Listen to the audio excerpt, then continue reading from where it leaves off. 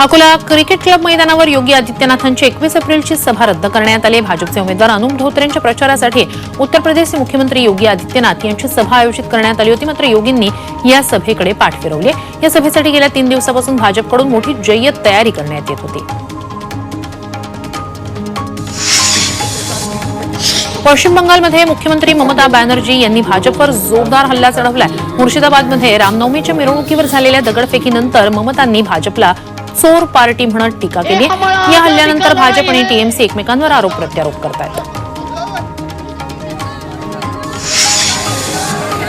मावळ तालुक्यात मुंबई पुणे एक्सप्रेसवे लगत अनधिकृत जाहिरातींवर भरारी पथकानं कारवाई केली।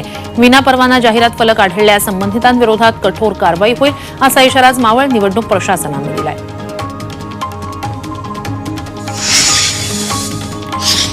नवी मुंबई मनपाच्या शालेय अमृत नोनी गॅस्ट्रिन, अपचन, ऍसिडिटी, गॅस्ट्रबल ह्यापैकी तुम्हाला कुठलाही गॅस्ट्रिक प्रॉब्लेम झाला, उपाय एकच, अमृत नोनी गॅस्ट्रिन। विद्यार्थ्यांनी रांगोळी आणि चित्र काढत मतदानासाठी जनजागृती केली।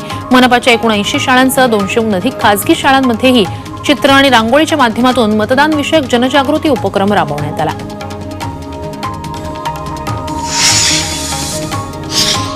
मध्य रेल्वेवर उद्या कोणताही मेगा ब्लॉक नाहीये। सुट्टीच्या वेळापत्रकानुसार सर्व गाड्या धावणार आहेत, त्यामुळे मध्य रेल्वेच्या प्रवाशांना मोठा दिलासा मिळणार आहे। मध्य रेल्वेप्रमाणेच हार्बर मार्गावरही उद्या मेगा ब्लॉक नसणार आहे।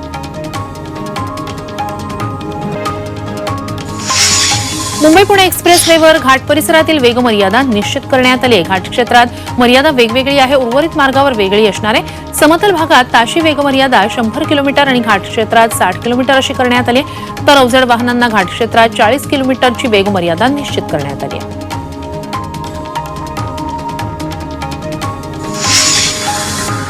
पुण्यासह राज्यातील 12 जिल्ह्यात वादळी पावसाचा इशारा देण्यात आला आहे। राज्यात पावसाला पोषक हवामान तयार झालंय, त्यामुळे मध्य महाराष्ट्र, मराठवाडा आणि विदर्भात विजांच्या कडकडाटासह वादळी पाऊस होण्याची शक्यता आहे। राज्यात उन्हाची तीव्रता कायम राहणार असल्याचं देखील हवामान विषयक अंदाजात नमूद करण्यात आलं आहे।